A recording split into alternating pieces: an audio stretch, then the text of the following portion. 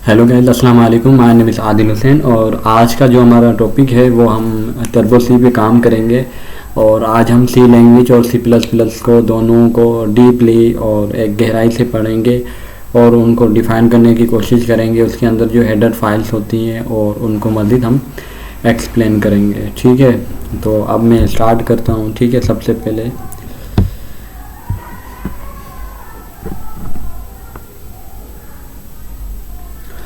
तो मेरे पास ये एक स्क्रीन आई है टर्बो सी की, जो सबसे पहले मतलब डेव सी प्लस प्लस नहीं था उस वक्त ज़माने में। मोबाइल एप्लीकेशन नहीं थी, ऑनलाइन कंपाइलर नहीं थे, ठीक है, गूगल प्ले स्टोर पे। तो कोड को लिखने के लिए तो जब सी लैंग्वेज आई तो सी लैंग्वेज आने के बाद उस कोड को लिखने के लिए एक टूल चाहिए था जिसको आईडीई बोलते हैं। तो फिर ये आईडीई ये बहुत ओल्ड है, फिर इसको डिज़ाइन किया गया कि हम कंप्यूटर के साथ किस तरीके से कम्युनिकेशन कर सकें। तो फिर इसको बनाया गया और कंप्यूटर को कोडिंग के ज़रिए, लैंग्वेज के ज़रिए उनसे बात करना, जैसे कि हम किसी नॉर्मल इंसान से बात करते हैं उर्दू में, हिंदी में, तो हमें सीखनी पड़ती है फिर और हमें आती है तो हम उसके साथ कम्युनिकेशन कर सकते हैं।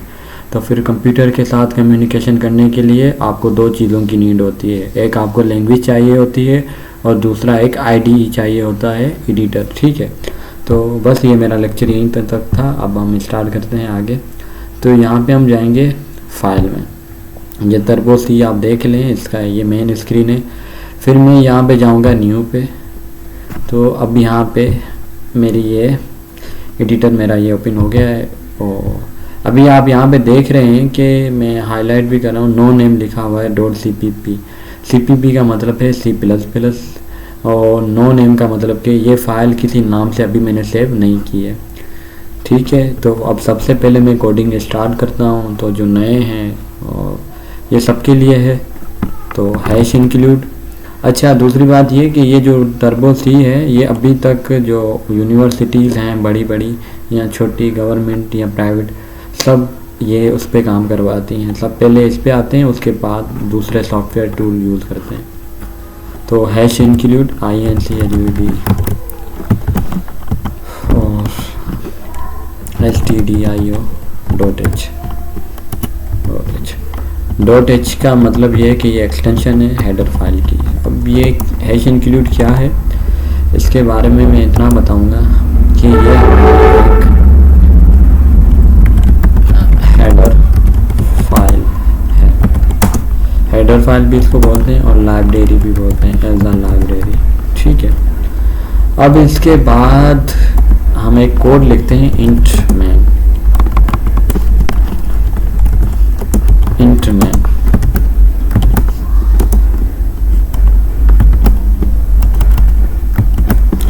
अब इंट मैन क्या है?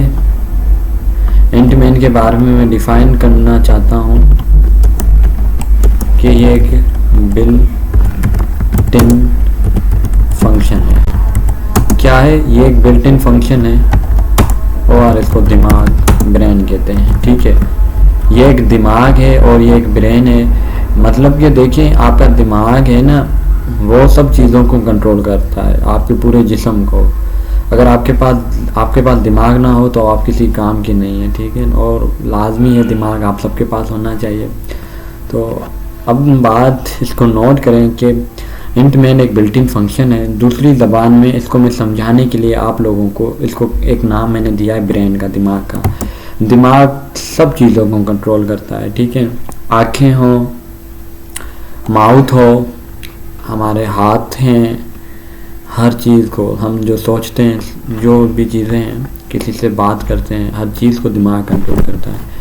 तो जाहिर सी बात है, दिमाग कंट्रोल करता है तो उन सारी चीज़ों का जो कनेक्शन, आँखों का, हाथों का, माउथ का, सबका कनेक्शन, कानों का जिससे हम सुनते हैं, जो हमारे सेंस है, तो इन सब को कंट्रोल करने वाला दिमाग है। तो आप ये सारी चीज़ें दिमाग के अंदर आती हैं। इन सब का कनेक्शन, इनकी जो नसें हैं, जो नर्स हैं, नसें जो है, न्यूरोलॉजिस्ट कहते हैं, न्यूरन सिस्टम है, तो वो सारा दिमाग के साथ जाके मिलता है, दिमाग के साथ इसका कनेक्शन है।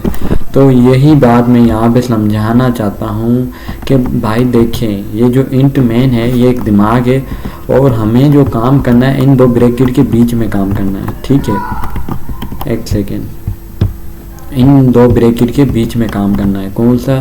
एक ये है ओपन, इसको ओपन ब्रैकेट कहते हैं, ठीक है, ब्रैकेट, और इसको कहते हैं क्लोज ब्रैकेट,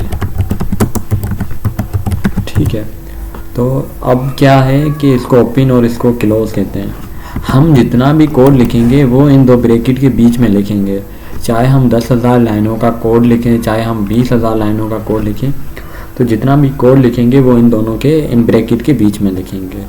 तो सबसे पहले जो हम कोड लिखते हैं वो लिखते हैं प्रिंट एफ।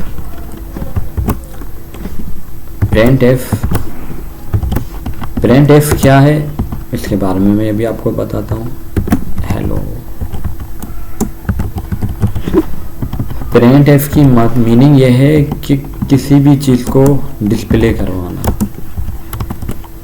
आउटपुट, इसका नाम है आउटपुट। नोट करें अपनी बुक के अंदर, नोट पैड के अंदर, इसको कहते हैं प्रिंट एफ को दूसरा नाम है इसका आउटपुट। और मैं अपनी लैंग्वेज में इसको कहता हूँ, सिंधी में या उर्दू में क्या कहता हूँ मैं, सॉरी नहीं, इंग्लिश में कहता हूँ डिस्प्ले स्क्रीन, ठीक है। और इसका दूसरा नाम कहते हैं कंसोल, ठीक है। अगर आपके पास ये सवाल है कि प्रिंट एफ क्या है, तो आप वहाँ पे लिखें कि प्रिंट एफ आउटपुट है और एक कंसोल है, ठीक है। ये डिस्प्ले स्क्रीन नहीं लिखना, लेकिन ये लाजमी लिखना है। इसको हाईलाइट कर रहा हूँ मैं, ठीक है। कंसोल है और दूसरा क्या है हमारा, आउटपुट है, ठीक है।